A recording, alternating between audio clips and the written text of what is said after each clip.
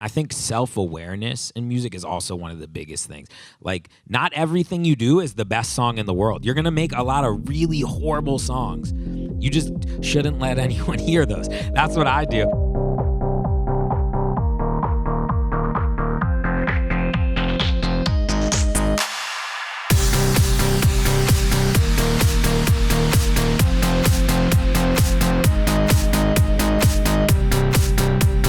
Big round of applause for Benny Blanco. So Benny, I want to start in your bedroom. You're a young kid, and you have sandals on, Yes. or you're barefoot, and, Yes. and you decide to start making beats. That's true. And you're in Virginia, I believe, right? Yeah, at that point, yeah. At that point, talk to us about the desire to create, and kind of your process at a young age and how things have changed to now.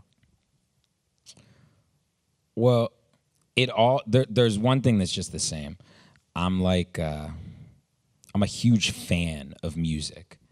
And I think the second you stop being a fan is when you should put it to rest. You know, at the end of the day, like when a new song comes out from someone, I still get just as excited. I'm like, oh man. Like when I was a kid, it used to be a lot harder to find the song. So you'd hear it once on the radio, and then like if they didn't say it at the very end, you'd have to wait an entire time again to hear the song you liked. And at first I would just bang on things, and then probably when I was about 4 or 5, my brother took me. There was a tape store where you could buy singles, and my brother would take me there almost every day. Like we'd go there constantly, and just like a few bucks for a single, and you'd get like I mean, I still remember the first records I got. You could get singles, and I started listening to that, and I didn't understand. You know, I'm probably like 5 years old at this point, maybe 6, after I'm like really listening to music, and I didn't understand that like it's all done by one person to me. Like when you're a kid, it's like, yeah, of course they make the beat, produce the beat, are the lawyer, are the singer, they're the label owner, they brought it to the store themselves. You don't understand the process. So like I would just listen to that, and I was like, oh man, I got to do everything. So I was an artist first, and I would make the music. I would do. So at this point, you wanted to make music 5, 6 years old.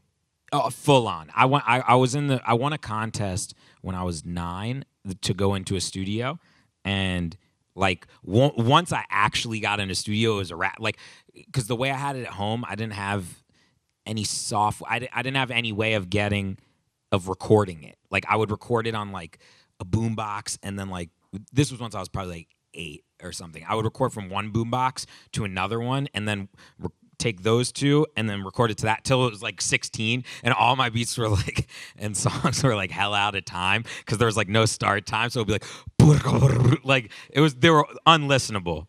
And I don't know, I just started doing that, and right around the time when I was like getting in the studio, Eminem was out, and I was like, I'm gonna be the next Eminem. Like, yeah, man, I'm a white guy rapper. Like, this is crazy. And I realized I wasn't Eminem. No, I was an artist, and I started getting some attention, like some labels. Is this before Spank Rock days? I'm 13 years old at this point. Okay, this is and I started getting attention literally by a few A&Rs that I still work with today, like in the game, OG guys who I don't know, but liked my voice when I was 13, and it was even more annoying than now, if that's possible. You know, I was just doing it, and I think I really started making beats. I used to just make songs, and I really started making beats. And this guy named Jonathan Schechter, who started Source Magazine and a bunch of other stuff. He started this magazine, and he was, you know, really instrumental in both Eminem and 50 Cent's career coming up. And he had a label. He said, I want to sign you to my label. And we just started working, and then at that point I was moving more towards production. And I remember the first beat I ever placed, like where I got paid for, I was 14 years old, and I placed a beat in his softcore porn series, and it was called Hip Hop Honeys. And I was like, it was so funny because like when I got like $500 and when it arrived, I was like, oh my, like when the DVD arrived, I was so happy and my mom took it away from me. And I was like, I just want to see it. And my mom wouldn't let me see it. So I used to have to like sneak into a room and like get it, show all my friends. Like that's the coolest thing you could possibly do when you're a kid. There's like, it's just like you're making music and there's like a naked girl to it. Like we were like, oh my God.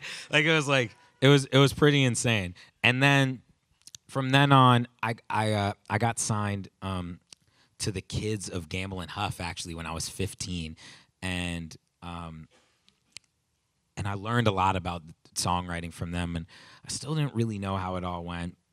Then fast forward, I'm like 16 years old, and MySpace is out. MySpace is like a thing, and I'm like, this is how I'm gonna get big. I'm gonna do it. I have every single person I knew, every single person. Like this is like right around like when Ryan Leslie was doing those videos and he was fucking God. Like in my head, like Ryan Leslie, like Quincy Jones, Ryan Leslie at that time. Like cause you don't understand and you're like, whoa. And it's like he was like one of the first guys to have like the crazy camera crew and everything. And I was like, wow, this is crazy. And I'm like 15 and I'm hitting up everyone I know. And I get off a few tracks at the time with I'm obsessed with Dipset. I'm like, my only dream is to get one beat on a Dipset album. And I'm doing it for like the spill off. It's like J.R. Ryder's cousin. And I'm like, yeah. And you and Duke the God are best friends. Yeah. Like I'm doing like Shice Bub. And like I'm doing like shout out to Shice Bub. I'm doing whatever I can. And then I get one freestyle from Cameron on Hot 97. And I'm like, someone knows, and I get like this manager at the time. And I don't, it was like, it wasn't like really, we would talk on AIM every day and I'd be like, send my beats to Sha Money. Like, yeah, no, basically from then on, I just started hitting everyone up. There's a couple things that you said, in the process of your creation, right? And then we'll get back to the business side. You said early on when you were creating your beats, they obviously were unlistenable, right? Mm-hmm. But in your recording process now, like when you're creating now, how are you going from idea in your head? Like what is that step? Is that in the moment in the studio? Is that over several days? How are you really putting your songs together now? What's first? The drums? Are you getting melodies first? What's Benny Blanco doing first? This is my favorite because I wish I had I wish I was like, oh yeah, that's how I wrote that one, and I'm gonna do it again exactly. It's more like this. It's like, I know this is really corny, but inspiration to me always comes at like whenever I don't want it is like when it's like about to happen. Like and then I mean, I'm sure anyone in here, if you write songs, produce, mix, anything, you always have that moment where you're like, I'm gonna capture this on a voice memo, and you're like, it's amazing, and you're like talking to it, you're like, the pre-chorus will come in here, and when you're doing it, it sounds so good, but when you play it back, it's horrible. You don't ever know the key, but for some reason, it's loud and perfect when you're doing it. And then when you play it back, you're like, and then like there's someone like, hey, in the background, or it's like, and it's always, New York's the loudest it could be, right, when you're recording your thing. And like you never can really find the key, and you listen to it like 8 times. And so that's when it comes. And sometimes I can remember those, and then sometimes, like, I remember, I was doing a song, Dynamite by Taio Cruz, and it was, for some reason, I was, like, working out. Like, I don't work out that much, but, like, for some reason, I was at a workout facility, and I was like running. I was doing something for a very short period of time. I was like either like running or elliptical, or I was doing some shit. You were getting your heart rate up. I was getting my heart rate up, just trying. Right, fair enough. Just cardio. Trying to do it. Cardio was happening. There was some sort of cardio, and I think I was with my brother or someone. I'm pretty sure it was my brother, and I was like, "Quick, give me your cell phone," because there was a song playing on top of it, like, but you couldn't hear it. You could only hear like, and it was like making me think of something else. And I like did one of those voice memos where you like lay out the beat, and then I got in the studio, and I was like, all right. I used this one keyboard all the time on all these records from the beginning. Like it was like this $25 keyboard, and I was like, like this old Casio, and I was like, wow, I can't use this sound again. Like even I'm like starting to get annoyed with it. So there was a piano, like a grand piano at this studio, and I was like, what if I just did the chords on that? So then I did it to that, put the drums in, and then we all there. I never really write songs alone or produce songs alone. I don't see the point. I did that before I got signed because that was the only thing you can do. But whenever you make something dope, anyone in here who makes music, if you ever make something good and you're alone, the first thing you're gonna do is call up your friend and be like, "Yo, listen to this over the phone." Like no one like just makes a song and they're like, "Yes, feel good about myself." Now, no one does that. Like you want to you make a song and you want to play it for every single person you know, so they either tell you it's hot or trash, and then the next day is the scariest day of your life because you have to because everything sounds good when you make it, but then there's the next day test where it's like, is this really good or is this really bad? And like sometimes you think it's really good and then you put it on the next day and you're like super depressed, and you don't want that to happen. Or you're like, I was really wasted, and that sounds like shit. Yeah, I actually don't make music ever under any influence, ever. Never. Always completely sober. I'm like the most controlling, not controlling guy in the studio. Like I'm like, I give off this thing where I'm like, yeah, man. But like really in my head, I'm like, yeah, man. Like, and I'm like, and no, I know exactly what I want to hear, and I like I think there's a natural way of getting an artist to go there. You don't always have to. I feel like some guys overdo it in the studio. They're just like, no, man, you got to do it this way. And like, no one wants to be told what to do in a studio. So like, I feel like there's a lot of ways to get an artist or get someone else or even get yourself to the end goal that you want by not looking here, by looking like way out. Like some people just ruin a vibe in the studio. Like your only job in the studio is to keep a good vibe and be a good therapist. That's it. That's your only job. That like as a producer, your job is to do nothing else. If you can make the artist feel comfortable enough to spill out what they want or at least tell you what they want, then you did your job. When I'm producing a record, I don't think it's about inserting exactly what I want.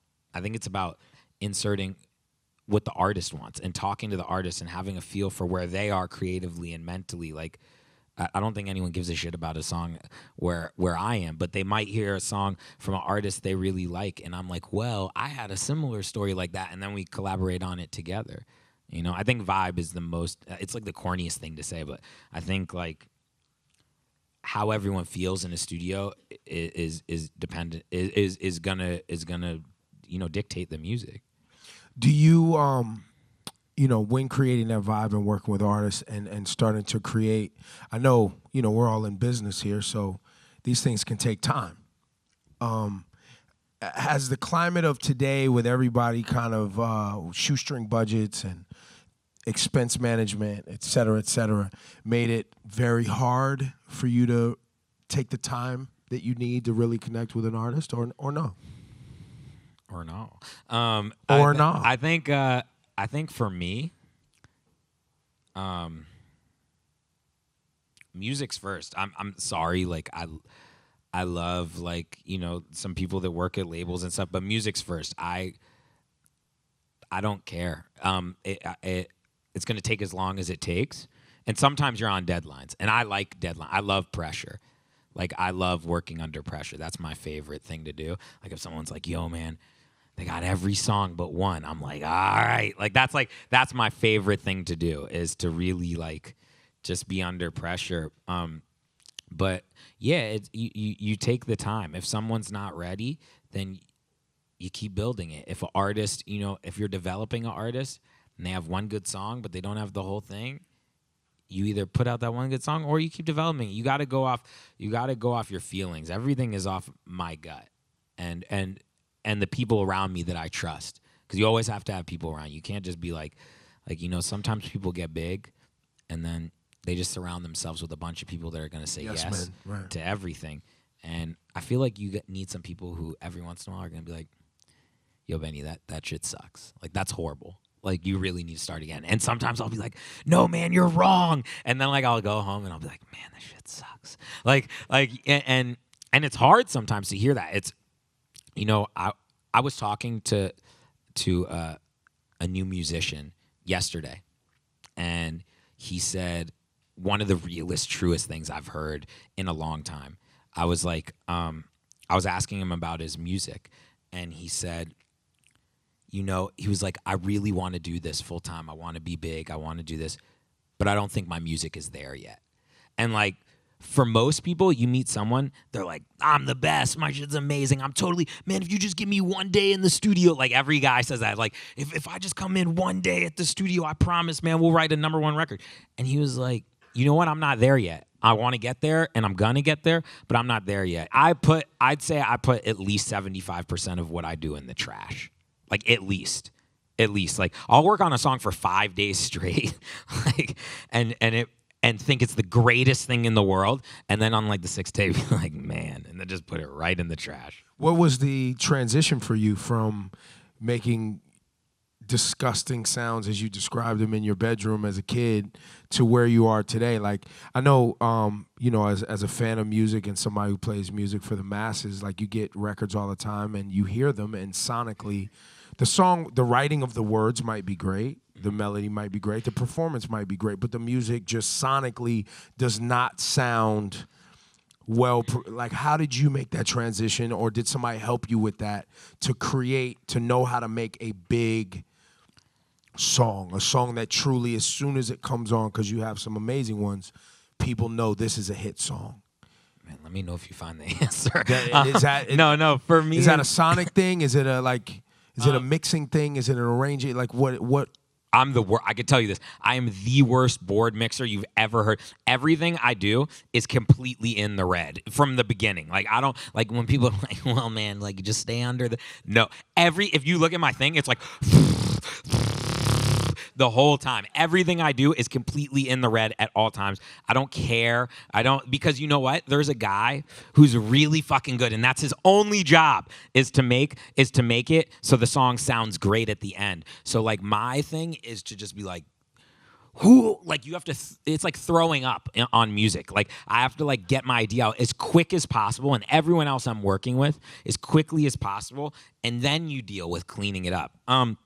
But for me, I think the thing that helped me the most is, like, one day I realized that you just have to make things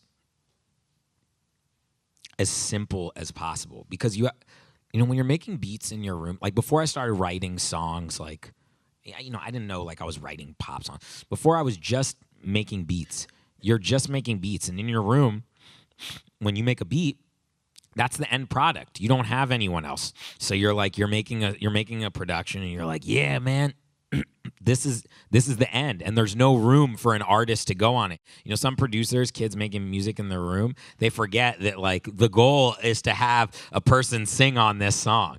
For the most part. Sometimes it's not. But for my case it was. And it was just like making things simpler, and I never want anyone to know where I got, like, a sound. I never want anyone to be like, oh, Triton, keyboard line number 14. Like, I don't want anyone to ever know anything. So I try to make my sounds as weird as possible, and I don't really ever use the same sound. It might be, like, the same sound but completely affected differently, like, and just try to make my stuff sound sonically as different as possible. And if one person's doing something on the radio, I want to do the exact opposite.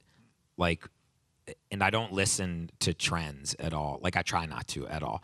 Like if someone's making a song a certain way, I'm not going to be like, oh man, let's make a song like that. At least like a contemporary one. I'd be like, why would we? Of course, I'd be like, yo, man, like, we should make Yesterday by the Beatles. Like, yeah, that would be really cool. But for me, it's, yeah.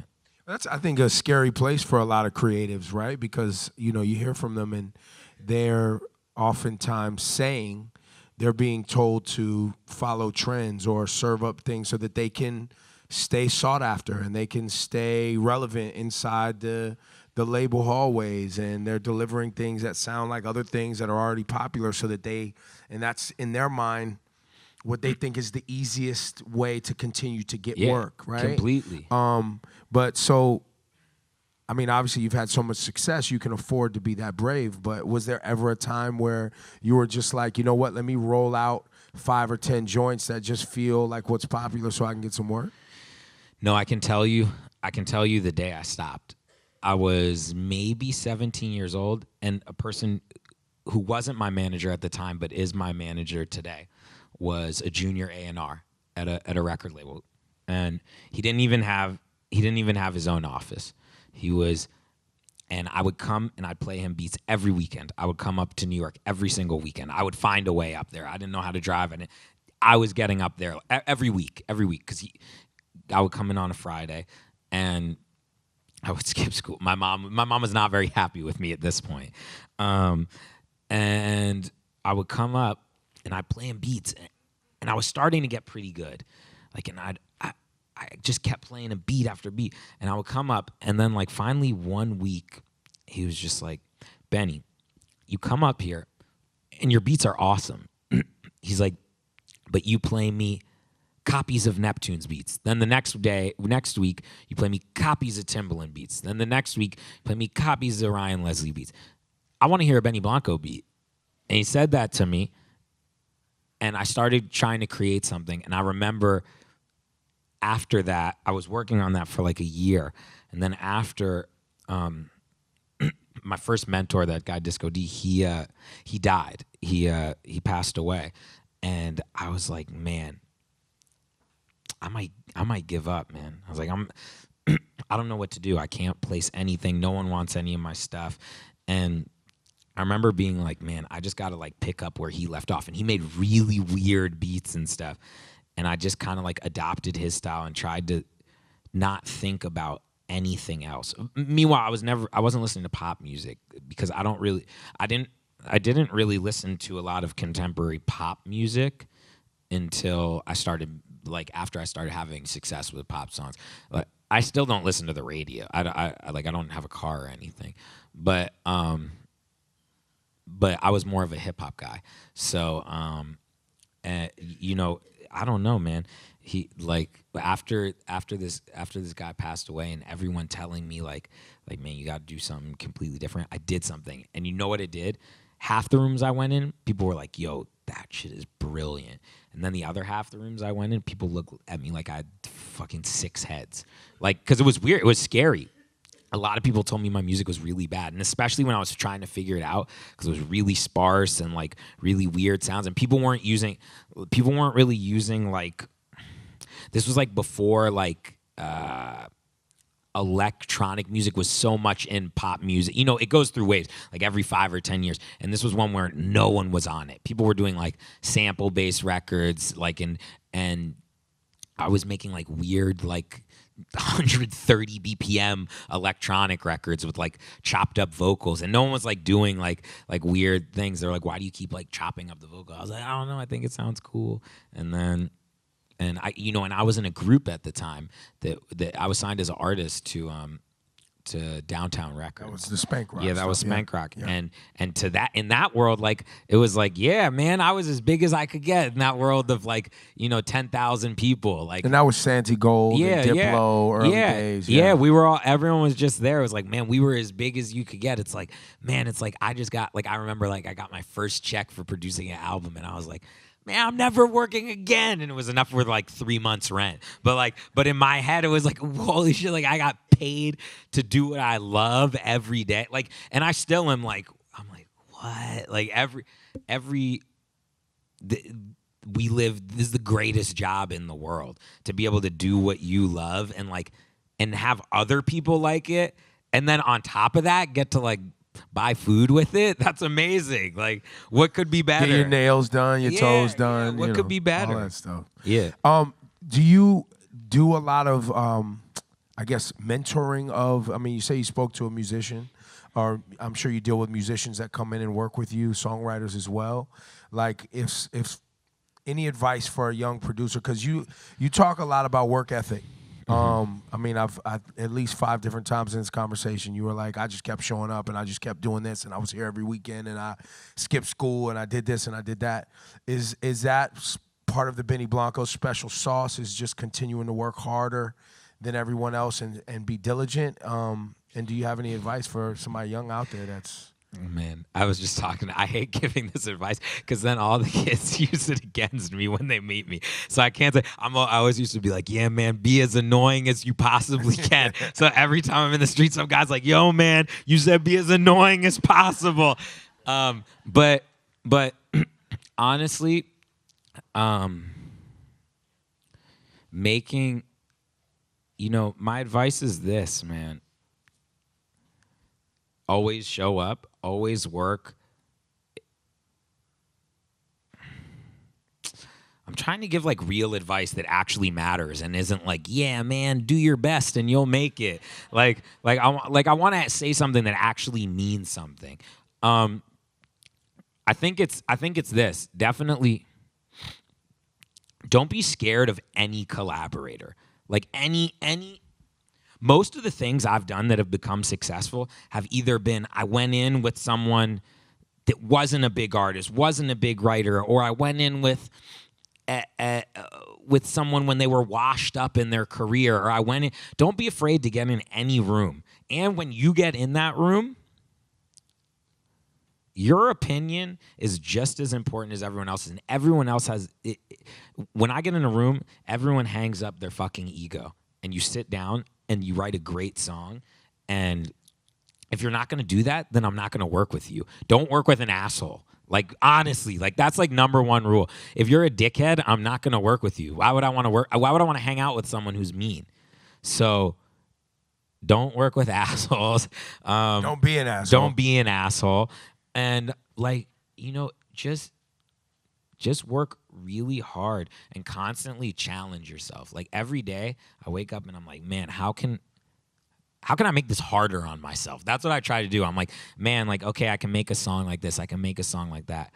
What if like I tried to do a song like this or with this person, and like limiting yourself to tools. Sometimes I'll limit myself to like, I'll be like, in my head, I'm like, it has to, like, no frequency can be above this or nothing, or like it has to be all with this keyboard or just these set of sounds. And, I don't know. Challenging. Yeah, I guess so. Most of your work isn't making the song. It's like afterwards. I was on a call today where I was trying to get someone. I go, this song is incredible. This is the right next song to put out for you. I care about you as the artist. I don't care. I don't ask people to have my song be the right song if it's not. Sometimes I'll say, don't go with my song first. Like I'll say, don't go with mine. It's not the right choice for your single.